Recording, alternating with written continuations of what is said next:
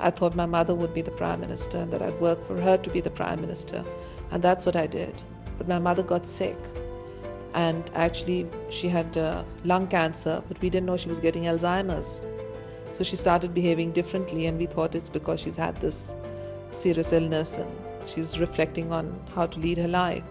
And suddenly I found that since Mummy was away, the whole party was about to collapse unless I was there. So I started looking after the party at that stage. And when I went back, I remember people were shouting Prime Minister Benazir.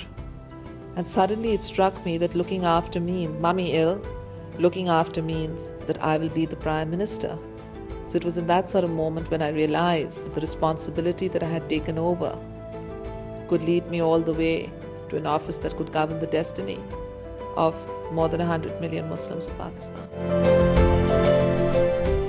جی یہ ہم سب جانتے ہیں کہ وہ ہم میں آج موجود نہیں ہیں، مگر ان کی باتیں اور ان کی یادیں سن کے لگ رہا ہے کہ جیسے وہ ہم میں موجود ہیں، اور اپنے بارے میں ایسے ایسے فیکٹس اور ایسی ایسی باتیں جس طرح سے ابھی انہوں نے اپنی مدر کے حوالے سے ہمیں بتایا، بہت سی انفارمیشن ہمیں مل رہی ہے ان کی شخصیت کے حوالے سے اور ان کی فیملی کے حوالے سے. میں آپ لوگوں سے پوچھنا چاہتی ہوں، آپ دونوں سے، آخری آپ کی جو انٹریکشن رہا بی بی کے ساتھ، کیا بات ہوئی، کیا انہوں نے آپ کے ساتھ شیئر کیا؟ پہلے آپ اور پھر فائزہ صاحبہ سے. بی بی جب دبئی سے انہوں نے اپنی پریس کانفرنس سے آغاز کیا پاکستان آنے کے لیے، تو اس پریس کانفرنس سے پہلے ان کی مجھے ایک ای میل آئی کہ میں اس طرح سے پریس کانفرنس میں جا رہی ہوں اور یہ میرے پوائنٹس ہیں، اس کو آپ نے کل نیوز پیپرز میں اجاگر کرنے ہیں. وہ گائیڈ کرتی تھی ہر پوائنٹ پہ کہ مطلب کسی بھی جو بھی ایشو ہوتا تھا ہم ان کو بھیجتے ہیں، انہوں نے اس پہ گائیڈ کرنا. پاکستان آ گئی. پاکستان میں جب واقعہ ہوا تو میں ان کے ساتھ ہی تھا، اور سپیچ جو تھی جو کرنی تھی انہوں نے وہ میں لے کے گیا تھا. انہوں نے ایک سپیچ رائٹنگ کمیٹی بنائی تھی، اس کمیٹی کا میں انچارج تھا لاہور میں، اور وہ اس میں سے انہوں نے سلیکٹ کر کے پھر وہ اپنی اس میں سے انپٹ دے کے تو وہ پراپر ایک سپیچ بن جاتی تھی. تو وہ میں اس وقت وہاں کراچی میں تھا اور ان کے ساتھ 18 اکتوبر کو جب وہ آئی تو ان کے ساتھ جب یہ واقعہ ہوا، وہاں پہ بلاسٹ ہوا، تو اس واقعے کے بعد بی بی کو پتہ تھا کہ ان کے ساتھ یہ ہو رہا ہے اور یہ کیا جا رہا ہے. وہ آپ کے کہنے کا مقصد یہ کہ وہ پریپیئرڈ تھی، ان کو پتہ تھا کہ یہ ہوگا، ان کو پتہ تھا، لیکن وہ کیونکہ پاکستان بچانے آئی تھی، کیونکہ وہ سمجھ رہی تھی کہ ان کا جو یہ نعرہ تھا کہ سوات پہ جھنڈا ہم نے لہرانا ہے، تو وہ نعرہ اسی لیے تھا کہ اگر وہ پاکستان نہ آتی تو پاکستان نہیں بچنا تھا، پاکستان جو ہے نا وہ ٹوٹ جانا تھا اور یہاں پہ انتہا پسند لوگوں کا قبضہ ہونا تھا. آخری جب ان کے ساتھ یہ میں بیچ میں سے کاٹ کے آگے آ رہا ہوں، میری جو آخری ان کے ساتھ مجھے ٹیلی فون پہ بات ہوئی، مجھے بی بی پشاور سے، یہ 26 تاریخ کی بات ہے، پشاور سے بی بی اسلام آباد آ رہے تھے جلسہ کر کے، تو مجھے ٹیلی فون ملایا اسد رحمان ملک وغیرہ اور کافی لوگ ان کے ساتھ تھے. تو مجھے بی بی کا ٹیلی فون کسی نے ملا کے دیا، تو مجھے انہوں نے کچھ ہدایت دی، منور یہ کرنا ہے یہ کرنا ہے. ساتھ ان کو یہ یاد تھا کیونکہ میری فیملی ان کو ملی تھی کچھ دن پہلے. کوئی ایسی یادگار بات ہے جو انہوں نے؟ ہاں، دبئی میں فیملی میری ان کو ملی، تو میری بی بی نے نیا گھر بھی شفٹ کیا ہوا تھا، تو بی بی کو بتایا کہ ہم نے بھی نیا گھر بنایا، تو بی بی بڑا خوشی، تو میرے بچوں نے پوری فیملی نے کو وہ کھانے پہ بھی لے گئی. اس کے بعد بی بی کو ریکویسٹ کی کہ آپ ہمارے گھر تشریف لائیں. تو بی بی نے کہا ٹھیک ہے میں نے آنا ہے لاہور میں، تو میں آپ کے گھر بھی آؤں گی. تو وہ بات ان کو یاد تھی. میں یہ بات بتانا چاہ رہا ہوں کہ وہ اپنے ورکر کی باتوں کو، اپنی کارکن کو، اپنے ساتھیوں کی کو، ان کی باتوں کو یہاں تک یاد رکھتے تھے کہ انہوں نے میرے گھر آنا ہے. تو مجھے انہوں نے کہا کہ منور میں آ رہی ہوں لاہور 6 کو میں آؤں گی، آپ نے کسی کو نہیں بتانا، میں آؤں گی آپ کے ساتھ چائے پیوں گی آپ کی فیملی کے ساتھ. تو میں نے بہت ان سے ریکویسٹ کر کے میں نے کہا کچھ کالم نگار میں بلا لوں بی بی اگر آپ اجازت دیں، جو کہ بہت کلوز رہے. تو انہوں نے کہا ہاں ٹھیک ہے، کچھ صرف 8 سے 10 سے زیادہ نہیں، کچھ کالم نگار پھر جو ہے نا وہ انہوں نے کہا، اور میں نے وہ جو ہے نا ٹیلی فون کے بعد وہ میں نے فوری طور پر اپنے ارینجمنٹ شروع کر دی. اور جو ان کی آخری ای میل مجھے آئی ہے نا، وہ آئی ہے ان کی جلسہ گاہ سے، پنڈی والے جلسہ گاہ سے 2:00 پہ. اچھا. اور جو میری آخری ای میل گئی ہے بی بی کو آخری بلیک بیری پہ، وہ ان کی جب مجھے جہاں تک وہ جو میں نے پوچھا، میں نے کہا میں اس وقت ٹی وی دیکھ رہا ہوں بی بی، تو یہ ہو رہا ہے، رحمان ملک یہ کہہ رہے ہیں فلاں یہ کہہ رہا ہے، آصف علی زرداری صاحب آئے ہیں ٹی وی پہ اور وہ یہ کہہ رہے ہیں، تو آپ خیریت سے ہیں؟ اس طرح کی میں نے ای میل بنا کر ان کو نا بھیجی، اور مجھے جہاں تک یاد پڑتا ہے کہ جب ای میل ان کے بلیک بیری میں گئی ہوگی، وہ ریکارڈ میں موجود ہوگی، اور جب گئی ہوگی وہ شہید ہو چکی ہوگی. That was the last interaction. یہی باتیں ہوتی ہیں اور یہی یادیں ہوتی ہیں، اور لوگ چلے جاتے ہیں مگر یہ یادیں اور باتیں ہماری زندگی کا حصہ بن جاتے ہیں. اور بس کہنا یہ ہے کہ کاش ہم ان ایسی شخصیات کی اور ہر انسان کی اسی طرح اس وقت قدر کریں جب وہ ہم میں موجود ہوتے ہیں. آج ہم دیکھتے ہیں وہ لوگ جو اس وقت ان کی بہت مخالفت کرتے تھے، آج ان کو یاد کرتے ہیں اور ان کی اہمیت کو اور ان کی قدر کو سمجھتے ہیں، اور آج بھی جسے کہتے ہیں نا ان کو یاد کر کے کہتے ہیں کہ کاش وہ ہم میں ہوتی. مگر جب وقت گزر جاتا ہے تو پھر گزر جاتا ہے. یہاں پہ ہمیں بریک لینی ہے، اور بریک کے بعد جب واپس آئیں گے تو مزید بات کریں گے ان کی شخصیت کے حوالے سے.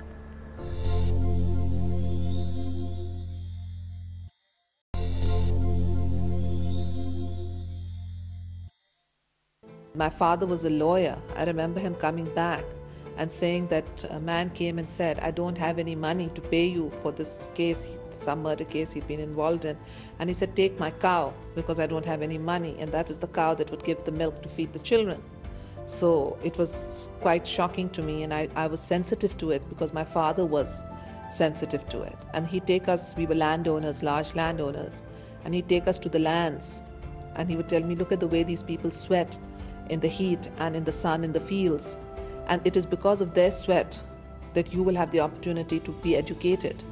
And you have a debt to these people because they weren't born to sweat like this. And you have a debt, and you've got to come back and pay that debt by serving your people.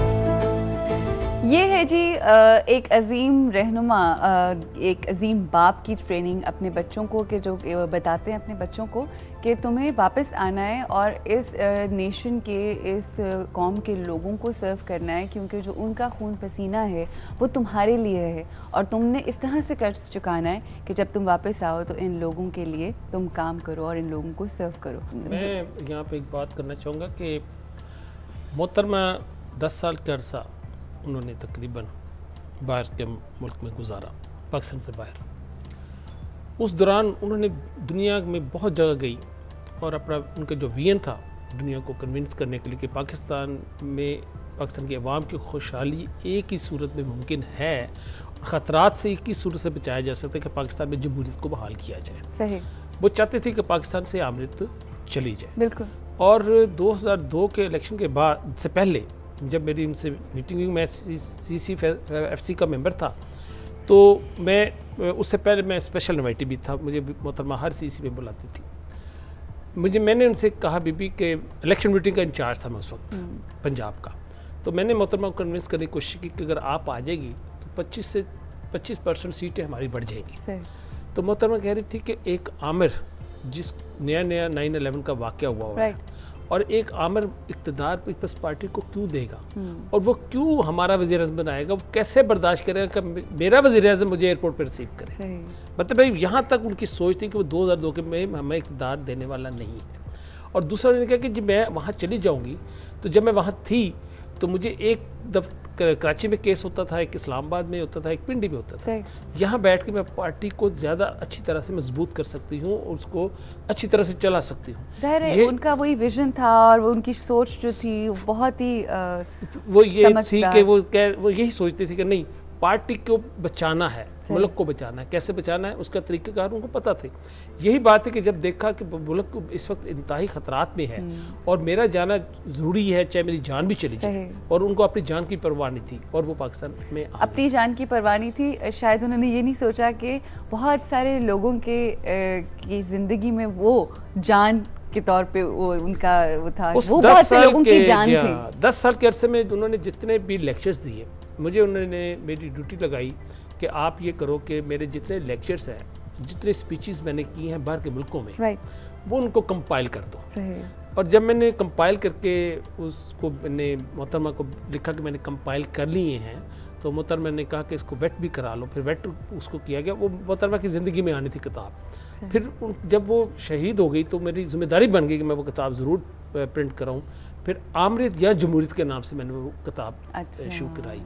اگر کسی نے وہ کتاب پڑھے آمریت یا جمہوریت تو محترمہ کا پورا وین، ان کے خیالات اور وہ کیا سوچتی تھی پاکستان کے لیے، اور دنیا، وہ بیسیکلی میں سمجھتا ہوں پاکستان کی لیڈر نہیں تھی، وہ دنیا کی لیڈر تھی. بالکل انٹرنیشنل، کیونکہ وہ انہیں جب افغانستان میں اٹیک ہوا اس کا بھی درد تھا، اس پہ بھی بات کرتے. بالکل صحیح، ظاہر ہے وہ مسلم ریاست. اور وہ ہمیشہ، جیسے میں نے بتایا کہ وہ جب 2004 میں مجھے محترمہ نے کہا کہ آپ نے میں چاہتی ہوں کہ تمام پارٹییں مل کر جمہوریت کا مقابلہ، اپنا آمریت کا مقابلہ کریں، جمہوریت کو بحال کریں، تو آپ جائیں میرے بہاپ پہ نواز شریف صاحب سے ملیں. تو مجھے یاد ہے کہ میں مارچ کا مہینہ تھا، تو اس سے پہلے نوابزادہ نصر اللہ ان سے مل کر آئے تھے دسمبر میں، ان کی ڈیتھ ہو گئی. اس کے بعد 2004 میں جب میں گیا تو میاں صاحب کو میں نے کنونس کیا کہ آپ کا پاکستان جانا اور محترمہ کا پاکستان جانا انتہائی ضروری ہے. تو انہوں نے کہا کہ میرے لیے تو پرابلم ہے، لیکن اگر محترمہ جائیں گی تو میری پارٹی ان کو سپورٹ کرے گی. ٹھیک ہے. لیکن ہم نے جب ایک 10 پوائنٹ ایجنڈا ضرور بنا لیا کہ ہم آمریت کو نکالنے کے لیے اکٹھے مل کر کام کریں گے. وہ 10 پوائنٹ ایجنڈا لے کر جب میں بی بی کو جب پاس گیا تو بی بی کو میں نے دیا کہ جی واپسی پہ جدے سے، تو بی بی کو میں نے دیا تو بی بی بڑی خوش ہوئی، اور بی بی نے کہا کہ میاں صاحب اگر ہم مل کر جمہوریت بحالی کے لیے کام کریں گے تو مفافت جو پالیسی تھی وہاں سے شروع ہوئی، اور پھر الٹیمیٹلی مئی میں جا کے وہ مساق جمہوریت سائن ہوا. اور آج جو وہ میں ان کی مفاہمت کی پالیسی کی وجہ سے آج ملک میں جمہوریت ہے، اسی مفاہمت کی پالیسی کی وجہ سے جمہوریت چل رہی ہے، اور پاکستان میں 5 سال پیپلز پارٹی انشاءاللہ پورے بھی کرے گی. اس حوالے سے ہم بات کرتے ہیں. یہاں پہ ہمیں بریک لینی ہے، رکیں گے بریک کے لیے، اور بریک کے بعد آپ سے ملاقات.